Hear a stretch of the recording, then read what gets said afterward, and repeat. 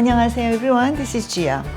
Today I found some beautiful fresh lotus root at the market and I just wanted to introduce to you one of my favorite banchan, the side dish made from the lotus root. Let's get started. This is rinsed lotus root. I'm going to peel it. Here I have 2 peeled lotus root. I want to cut this really thin, just like this. Or you can use a mandolin, the vegetable cutter. See?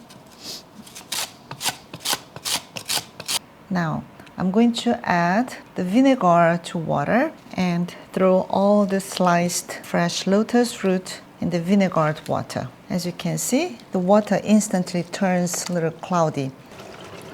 Drain, and I'm going to set this aside for about 5 minutes. Now, I'm going to chop the garlic. And today I'll be using 1 chili, which is not so spicy.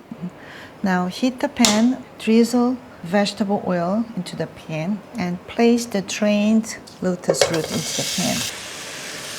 I'm going to season them with dark soy sauce. This is light soy sauce. If you don't have it, you can add another 1 tablespoon of dark soy sauce to it. A little bit of brown sugar. Chopped garlic to it.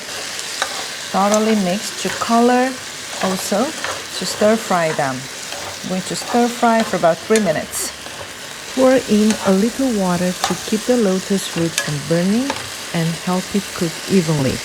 And I'm going to add dried kelp, dashima, to it. This ingredient brings a delicious flavor, umami, to this dish. And I'm going to higher the heat to a medium-high. Cover it with a lid and cook for additional 5 minutes. Okay. Let's check. Now I want to reduce the liquid. When the liquid is almost gone, you want to take out the kelp, because if you cook this for a long time in the liquid, the surface gets a little bit rubbery. Remove the kelp from the pan. Don't throw this out. I'm going to finely cut and add to this dish. At this point, give it a taste. And if it lacks sodium, you can add an additional 1 teaspoon or a little more of soy sauce to it. If you need more sugar, add a little bit of more sugar. So adjust to your taste. I want to give it a try. Maybe add a little more sugar to it and the chilies at the end. Thinly slice the kombu used for simmering and add it to the dish. Sprinkle generous amount of sesame seeds to it and big splash of sesame oil.